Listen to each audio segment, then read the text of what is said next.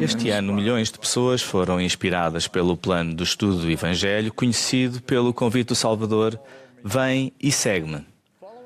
Seguir a Cristo não é uma prática casual ou ocasional. É um compromisso contínuo e um modo de vida que nos deve guiar em todos os momentos e em todos os lugares. Os seus ensinamentos e o seu exemplo definem o caminho para cada discípulo de Jesus Cristo. E todos são convidados para este caminho, pois Ele convida todos a virem até Ele. Negro e branco, escravo e livre, homem e mulher, e todos são iguais perante Deus. O primeiro passo para seguir a Cristo é obedecer ao que Ele definiu como o grande mandamento da lei. Amarás ao Senhor teu Deus de todo o teu coração e de toda a tua alma e de todo o teu pensamento. Este é o primeiro e grande mandamento. E o segundo, semelhante a este, é: amarás o teu próximo como a ti mesmo. Destes dois mandamentos dependem toda a lei e os profetas. Os mandamentos de Deus constituem a força orientadora e estabilizadora das nossas vidas.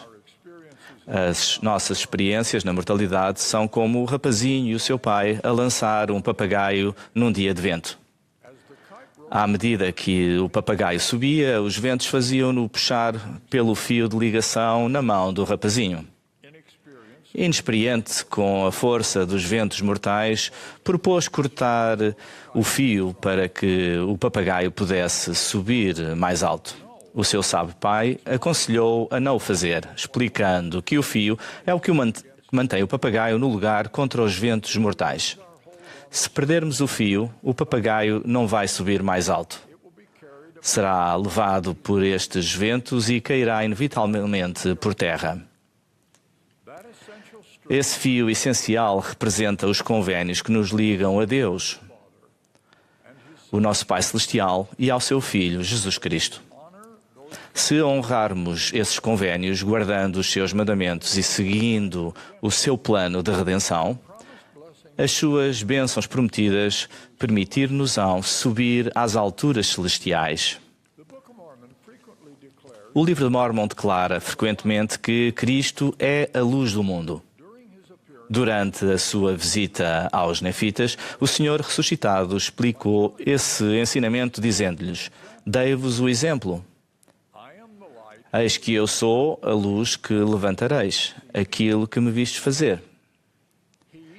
Ele é o nosso exemplo.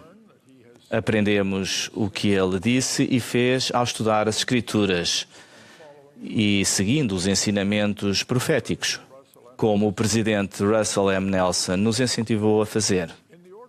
Na ordenança do sacramento, fazemos convénios a cada domingo de recordá-lo sempre e guardar os mandamentos que ele lhes deu. No livro de Mórmon, o Senhor deu-nos os fundamentos a que chamou de a doutrina de Cristo. São eles fé no Senhor Jesus Cristo, arrependimento, batismo, receber o dom do Espírito Santo, perseverar até ao fim e tornar-se como uma criancinha, o que significa confiar no Senhor e submeter-se a tudo o que Ele requer de nós.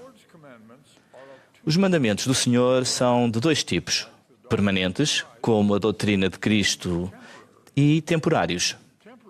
Mandamentos temporários são aqueles necessários para as necessidades da Igreja, do Senhor ou dos fiéis em circunstâncias temporárias, mas que devem ser deixados de lado quando a necessidade tiver passado. Um exemplo de mandamentos temporários são as instruções do Senhor à liderança inicial da Igreja para que os santos se mudassem de Nova York para Ohio, para o Missouri, para Illinois e, finalmente, para liderar o êxodo dos pioneiros para o oeste das Montanhas Rochosas. Embora temporários, quando ainda em vigor, estas instruções foram dadas para serem obedecidas.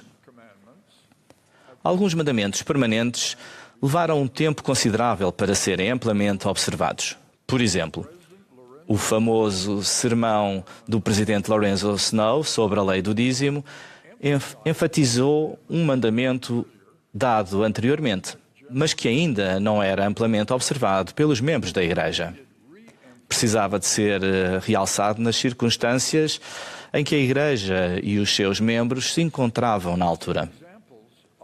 Exemplos recentes de reforço de ênfase foram necessários devido às circunstâncias atuais enfrentadas pelos santos dos últimos dias ou pela Igreja.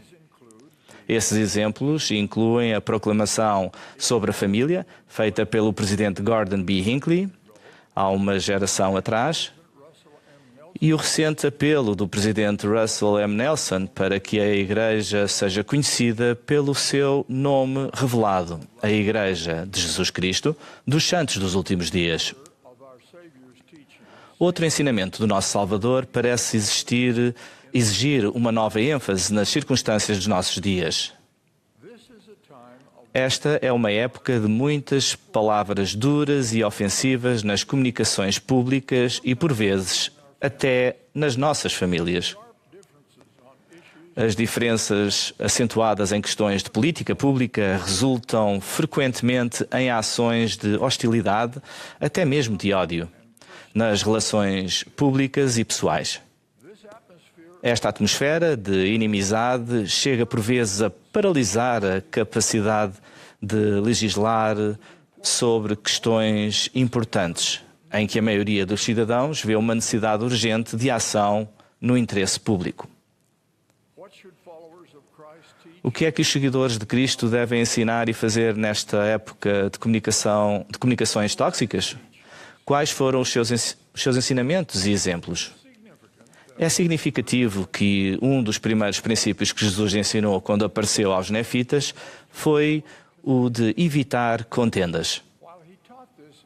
Embora ele tenha ensinado isto num contexto de disputas sobre a doutrina religiosa, as razões que ele deu aplicam-se claramente às comunicações e relações na esfera política, políticas públicas e relações familiares. Jesus ensinou: aquele que tem o espírito da discórdia não é meu, mas é do diabo, que é o pai da discórdia e leva à cólera ao coração dos homens para contenderem uns com os outros. Eis que esta não é a minha doutrina, levar a cólera ao coração dos homens uns contra os outros. Esta, porém, é a minha doutrina, que estas coisas devem cessar. No restante do seu ministério entre os nefitas, Jesus ensinou outros mandamentos intimamente relacionados à sua proibição de contendas. Sabemos pela Bíblia que ele já tinha ensinado cada uma destas coisas no seu magnífico Sermão da Montanha, de modo geral, exatamente na mesma linguagem que ele usou mais tarde com os nefitas. Passo a citar a conhecida linguagem bíblica: amai os vossos inimigos, bendizei os que vos maldizem, fazei bem aos que vos odeiam e orai pelos que vos maltratam e vos perseguem. Este é um dos mandamentos mais conhecidos de Cristo, o mais revolucionário e o mais difícil de seguir. No entanto, é a parte mais fundamental do convite para que todos o sigam. Como ensinou o presidente David O. McKay, não há melhor maneira de manifestar o amor a Deus do que demonstrar amor abnegado ao próximo. Aqui está outro ensinamento fundamental daquele que é o nosso exemplo. Bem-aventurados os pacificadores, porque eles serão chamados filhos de Deus. Pacificadores.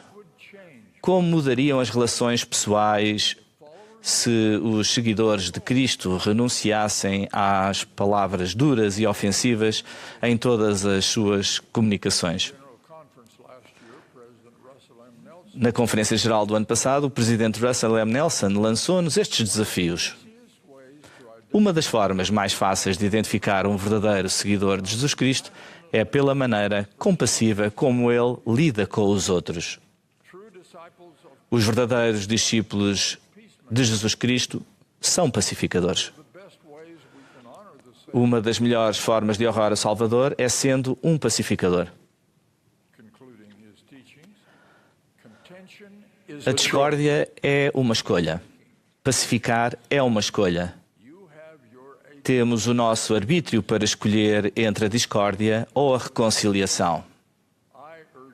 Exorto-vos a escolherem ser pacificadores agora e sempre. Nos debates, os potenciais adversários devem começar por identificar os pontos comuns em que todos estão de acordo. Para seguir o nosso exemplo perfeito e o seu profeta, precisamos de praticar o que é popularmente conhecido como a regra de ouro. Tudo o que vós quereis que os homens vos façam, fazei-o também vós a eles, porque esta é a lei e os profetas. Precisamos amar e fazer o bem a todos.